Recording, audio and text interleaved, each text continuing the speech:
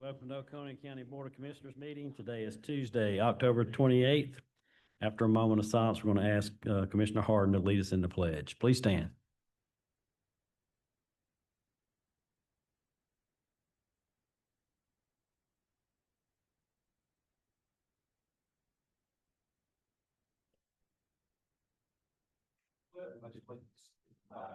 Of the United States of America, and to the republic for which it stands, one nation, under God, indivisible, with liberty and justice for all.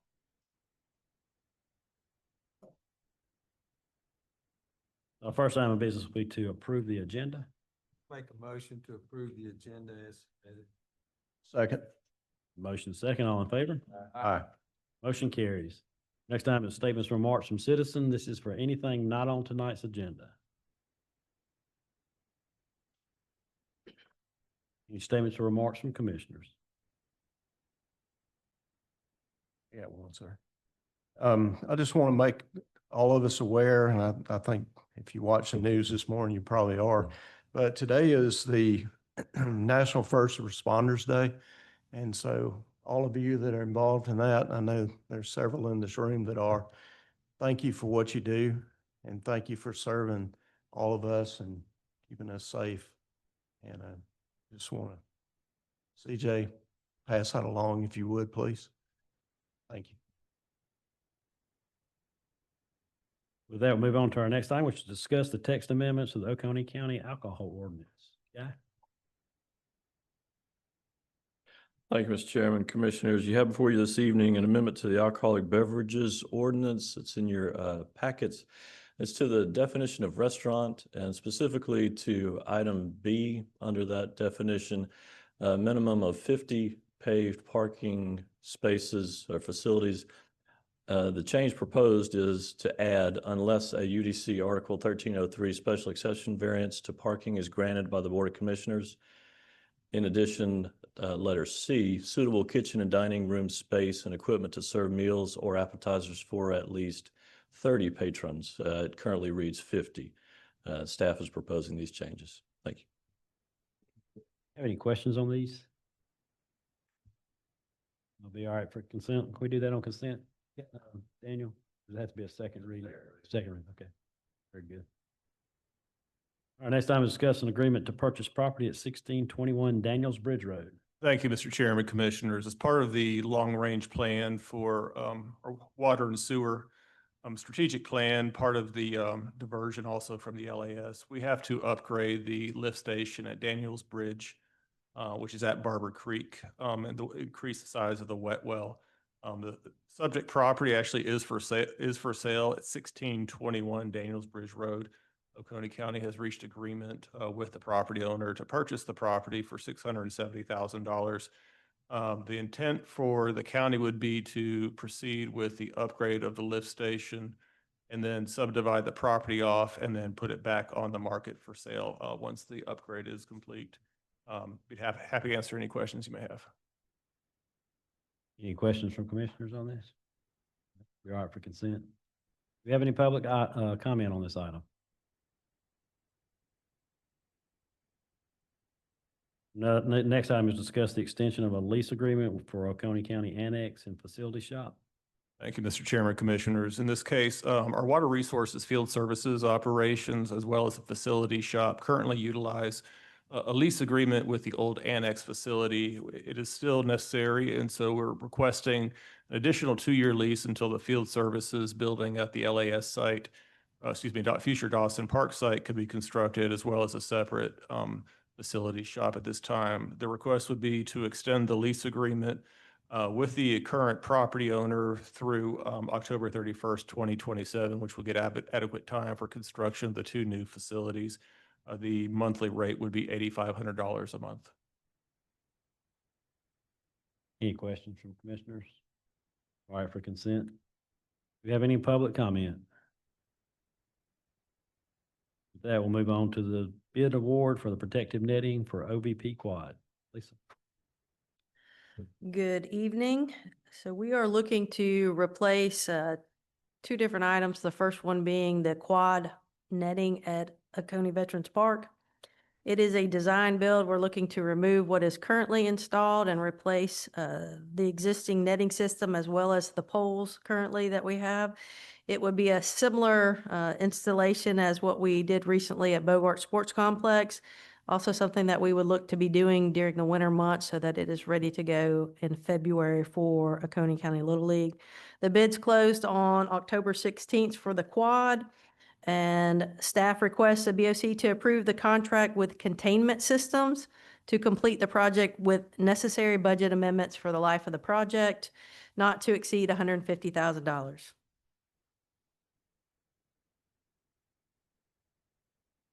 Any questions for Lisa on this item? We are up for consent. Do we have any public comment? Next item is the protective netting for the OVP multi-use fields.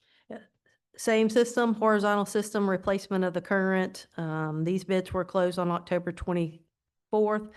We request also to approve a contract with Containment Systems to complete this project with the necessary budget amendments for the life of the project, not to exceed $98,000.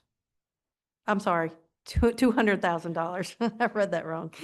Not to exceed $200,000. And again, this is for the multi-use fields at Oconee Veterans Park.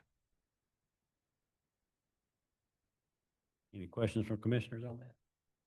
We are up for consent. Do we have any public comment? With that, we'll move on to the FY25 year-end amendments so that we can do the FY25 financial statement. Thank you. Good evening. So the list of budget amendments requested for FY25 is included in the agenda packets this evening. And these are the amendments that are going to allow us to finalize all of our year-end entries and audit adjustments so that we can complete the final report in our audited financial statements for the period ending June 30th, 2025. So I'd like to start first with the general fund and review what these amendments are with you. They're broken down into three various categories, the first of which is budget amendments. The budget amendments as either increasing revenue or increasing expenditures. So we are requesting to increase our revenues based on actual collections. So this isn't an artificial increase of the budget, but kind of trues up the revenues and allows us to cover some additional expenditure items. Those revenues are local option sales tax at $722,610. Property and other taxes at $1,456,270.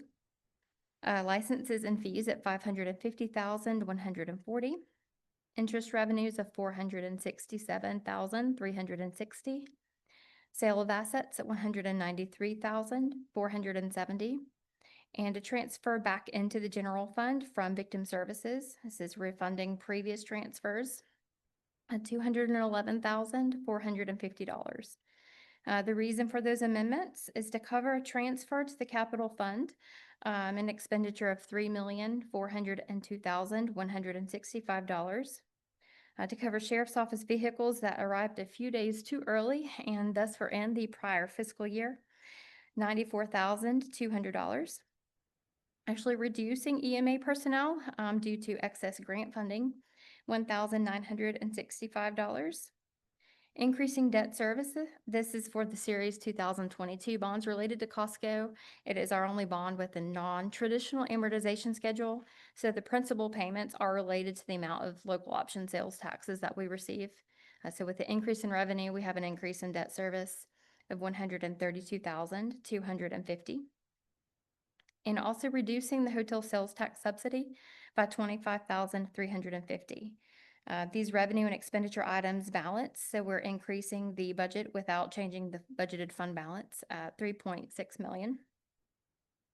Transfers require a budget amendment when they are going in or out of personal services or capital. So this is just moving expenditures around into different categories. For fire, we'd like to take funds from equipment, maintenance, and supplies and move that into the capital buildings item for $11,700.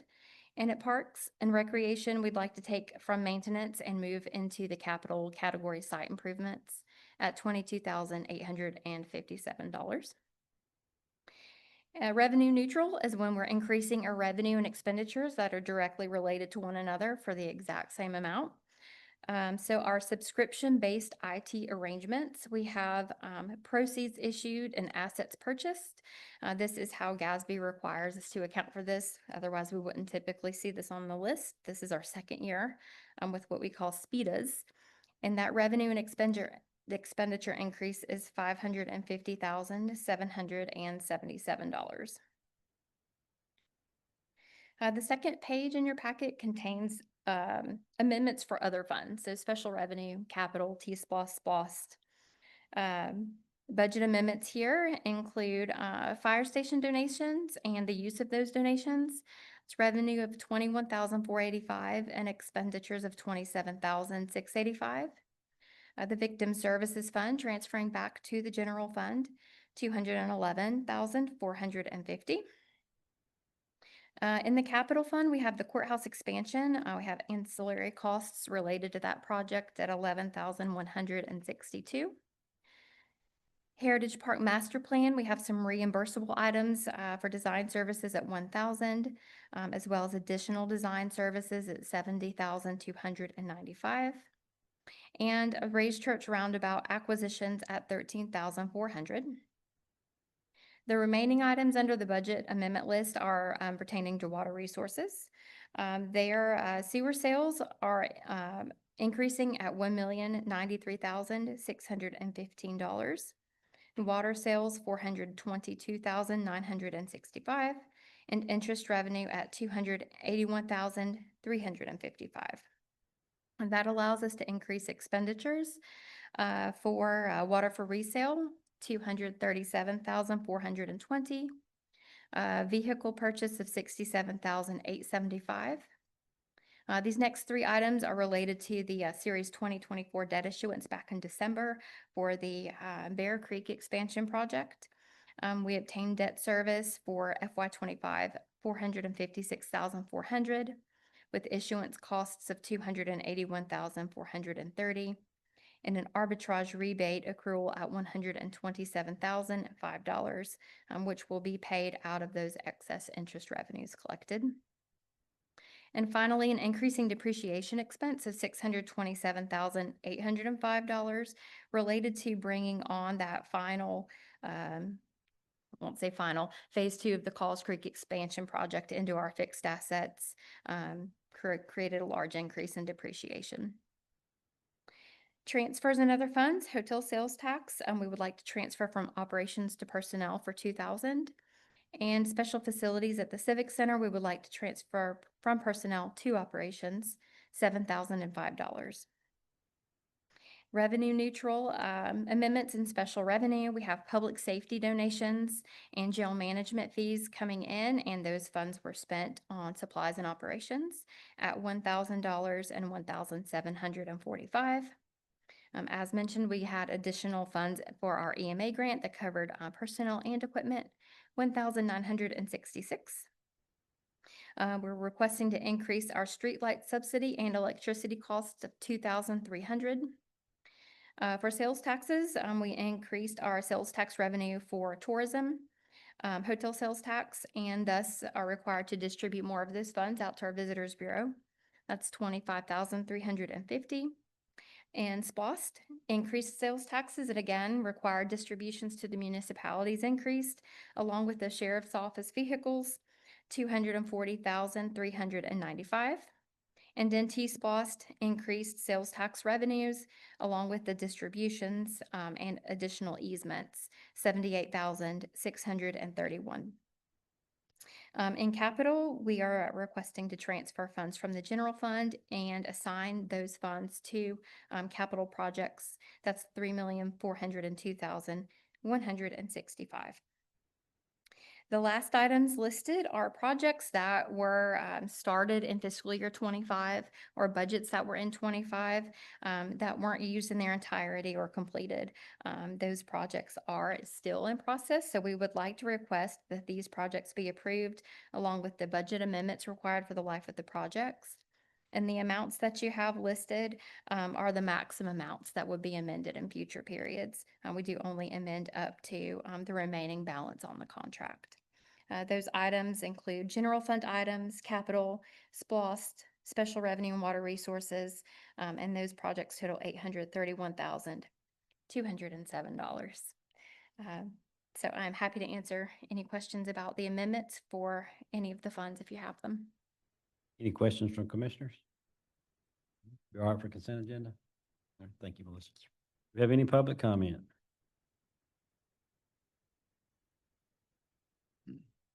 Next item is discuss a budget amendment to purchase the easements for the Bridge sewer upgrade.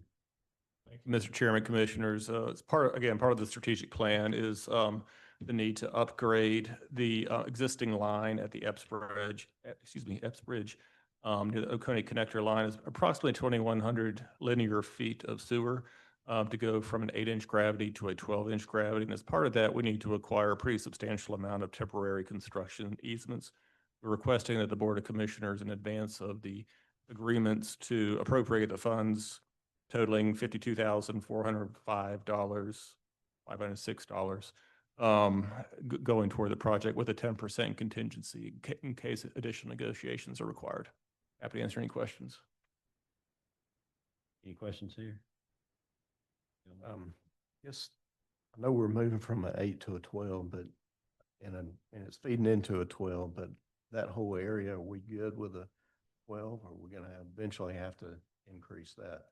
Yeah, I asked this question, we've asked this question of our engineers. The 12 is adequate for the very long-term future of that basin, is what we've been told.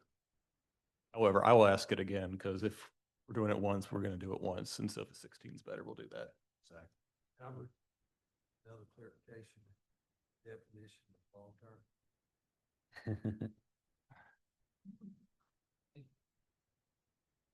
More than 6 months? 30 years? 30 years? And a lot of it. I will, this is just for the easements themselves. As far as the actual line prior to purchase, I will make them swear a blood oath what size we really need. Very good. Any other questions from commissioners? Be all right for consent. Do we have any public comment? Next time, discuss the Oconee County Pre-Disaster Hazard Mitigation Plan. Evening, Mr. Chairman, Board of Commissioners. First, I want to say, Commissioner Thomas, thank you for recognizing our first responders. Proud to work with a great group of professionals every day. Glad to pass your message along. With that said, before we use a hazard mitigation resolution, this is an update of our plan that we had previously adopted. That plan has expired and been extended. FEMA has approved this plan. The very definition of mitigation is to eliminate, reduce long-term risk to people and property. As part of this plan, we've addressed technological hazards. We've also addressed natural hazards, which is what we are in fact required to do. It's got mitigation strategies. If you haven't read the entire 200 and something pages, the most important part of that is Chapter 4. That's our mitigation items. This is, to shorten it down, this is a list of possible items that we can purchase utilizing grant funding to make us more hardened in case we have a disaster. And in fact, we're watching that unfold right now down in Jamaica. So prayers for those folks. But with that having been said, would ask for you to pass this resolution. Be happy to address any questions. Any questions? We are for consent. Thank you. Thanks. Do we have any public comment on this item? Next item is discuss the FY26 Northeast Georgia Regional Commission Aging Services Contract. Thank you, Mr. Chairman and Commissioners. This is the yearly funding contract between Northeast Georgia Regional Commission and the Oconee County Board of Commissioners and Senior Center to provide certain services under the provision of the Older Americans Act of 1965 for the purpose of serving older adults and disabled adults and their caregivers. Services under this contract support and allow recipients to continue to live independently in the community for as long as possible, thereby preventing premature institutional placement. The contract is for the period that began July 1, 2025, and is to be completed on or before June 30th, 2026. The federal fund sources are $107,524.26. The state fund sources are $83,757.92 for a total of $191,282.18. The matching funds from the county are $8,383.65. The recommendation is approval with the board authorizing Chairman Daniel to sign the contract on behalf of the Board of Commissioners. Any questions on this? With all the, I'll be kind and say upheaval in Washington DC, I'm looking at the federal funding amount. Is there any reason for us to think that that may be cut? They have told us that when the government opens back up again, the funding is just flat. It's just the same as last year. They don't expect any cuts yet. And we are supposed to be getting, payments for July, August, and September and October, as well. So we haven't gotten them yet, but we will be getting them. Thank you. Any other questions? Be all right for consent? Do we have any public comment? You got another one for us? I do. We have a memorandum of understanding between Northeast Georgia Regional Commission and the Oconee County Board of Commissioners and Senior Center to provide transportation services for eligible Department of Human Services consumers. This contract is also for the period of July 1, 2025 through June 30th, 2026. The recommendation is approval with the board authorizing Chairman Daniel to sign the contract on behalf of the Board of Commissioners.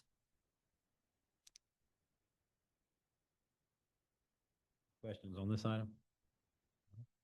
You're all right for consent?